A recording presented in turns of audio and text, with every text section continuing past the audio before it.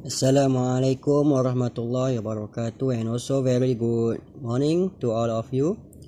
We are going to discuss on a new chapter 4. This chapter is called as a genetic inheritance. Dalam chapter genetic inheritance, kita akan study tentang bahan-bahan pewarisan. Apakah karakter yang akan diwariskan daripada parent kepada offspring, iaitu apakah karakter-karakter yang akan diwariskan daripada ibu bapa kepada anaknya, ya. So ini adalah berkaitan dengan pewarisan. Benda yang pertama yang kita akan study adalah pewarisan yang melibatkan satu karakter. Kita panggil sebagai single trait. Iaitu single trait ni apa? Iaitu any characteristic of individual. Contohnya ketinggian dan color. So, apakah karakter yang akan diwariskan daripada parent kepada offspring dalam aspek contoh seperti ketinggian dan color. Kalaulah parent itu berkulit cerah, adakah kulit cerah itu dibawa kepada offspring? Kita akan lihat satu persatu. Genetic inheritance ini mula dipelopori oleh seorang padri, ya, yang kita namakan sebagai Gregor Mendel. Gregor Mendel ni ada ilmu sains, namun disebabkan dia tu adalah seorang yang miskin, maka dia tinggal dan membesar dalam gereja menjadi padri. Gregor Mendel ni adalah seorang padri daripada Austria yang sering melihat perkembangan tentang kacang di belakang gereja tersebut. Yang pertama sekali, dia study tentang pewarisan yang melibatkan single trait. Contoh trait adalah ketinggian dan color. Apa yang padri ini study? Dia study tentang trait yang kita namakan sebagai shape of seed, iaitu bentuk biji kacang tersebut, ya. Daripada trait ini, iaitu shape of seed, dia ada dua karakter yang dia boleh nampak. Yang pertama adalah dominant phenotype, yang kedua adalah recessive phenotype. Dominant phenotype yang dia dapati adalah round. Betul, bentuk kacang tu adanya round. Ada bentuk kacang yang wrinkle, yang kedut. So round dengan wrinkle ni adalah karakter yang kita boleh observe, yang kita namakan sebagai phenotype. Daripada phenotype tersebut, satu-satu trait ini dikawal oleh allele, a pair of allele. Allele yang membawa kepada karakter round adalah capital R. Allele yang membawa kepada wrinkle adalah small r. Setiap individu yang wujud ini wajib ada a pair of allele. A pair.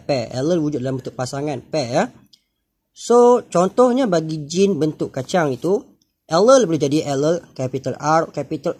Ini pair, ya. Boleh jadi capital R, small r, small r, small r. Allele ini berada dalam kromosom, dan kedudukan allele pada kromosom dipanggil sebagai locus. Yang tadi kita bincangkan tentang round. Round ni adalah karakter yang kita nampak, yang kita namakan sebagai phenotype. Apabila kita study tentang genetik dalamnya, a pair of allele capital R ini, kita namakan sebagai genotype, bahan pewarisan yang tak nampak. Dia jadi capital R, small r, small r, small r. Sekiranya capital R, kita panggil dia sebagai homozygous dominant. Sekiranya capital R, small r, kita panggil dia heterozygous. Sekiranya small r, kita panggil dia sebagai homozygous recessive. Mari kita tengok bagaimanakah eksperimen yang dijalankan oleh Mendel ini. Yang pertama sekali, Mendel jalankan satu eksperimen yang melibatkan single trait. Mana-mana eksperimen yang melibatkan single trait, kita panggil dia sebagai monohybrid cross. Monohybrid cross yang dijalankan oleh Mendel ambil phenotype yang pertama, iaitu rough seed. Dia kacukkan dengan smooth seed pea plant. Rough seed kacuk dengan smooth seed pea plant. Kita tahu tadi allele capital R stand for rough, manakala small r stand for smooth. Rough seed yang Mendel ambil ni adalah parental genotype, dia adalah capital R. Manakala smooth seed, parental genotype adalah small r. Bentuk kacukan yang macam ini kita panggil sebagai pure breeding. iaitu homozygous cross dengan homozygous sehingga mendapatkan identical offspring. A pair of allele dalam parental genotype ini akan separate. Capital R pergi ke sini, capital R pergi ke sini. So gamete yang kita dapat adalah capital R. Manakala small r pun akan separate, small r ke sana dan small r ke sini. Dan kita dapat satu jenis gamete saja iaitu small r. Gamete akan fertilize. Once the gamete is fertilized, kita akan dapat F1 genotype. F1 ni first filial. Filial ni datang daripada perkataan Greek merujuk kepada anak. So kita ada capital R, small r. Ini kita panggil heterozygous F1 genotype. Dan dalam bila dia ada capital R dan small r, nah capital R ni adalah dominant, maka setiap anak tu nampak rough seed ya.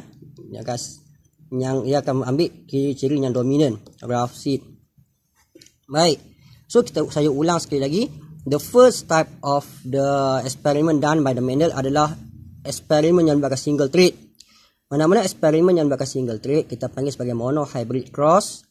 Dan Mendel jalankan pure breeding, iaitu dia ambil homozygous dominant cross dengan homozygous recessive. Dan akhirnya dia dapat satu jenis anak saja iaitu rough seed. Apa yang Mendel buat selepas itu? Mendel jalankan self cross.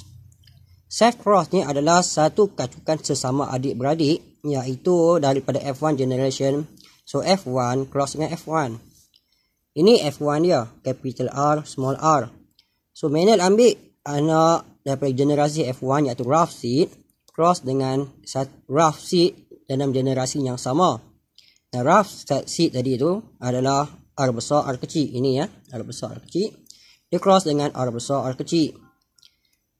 Kamu belajar bahawa dalam sistem allele wujud dalam bentuk pasangan. Dan apabila berbentukan gamete, a pair of allele ni akan separate. So R besar R kecil, R besar R kecil. Dan apabila gamete itu keluar, so ini adalah gamete daripada male, ini gamete daripada female, dia akan jalankan cross. Dan akhirnya dia akan dapat 4 jenis anak ya pada F2 generation dia. So F2 genotype dia adalah R besar R besar, R besar R kecil, R besar R kecil, R kecil R kecil. Dan apabila kita nak tengok phenotype iaitu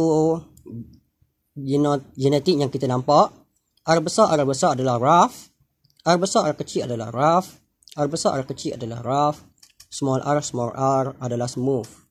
Bila ada banyak jenis anak, maka kita akan cuba tengok dalam aspect ratio. So F2 phenotypic ratio ni adalah 3 rough nisbah 1 smooth.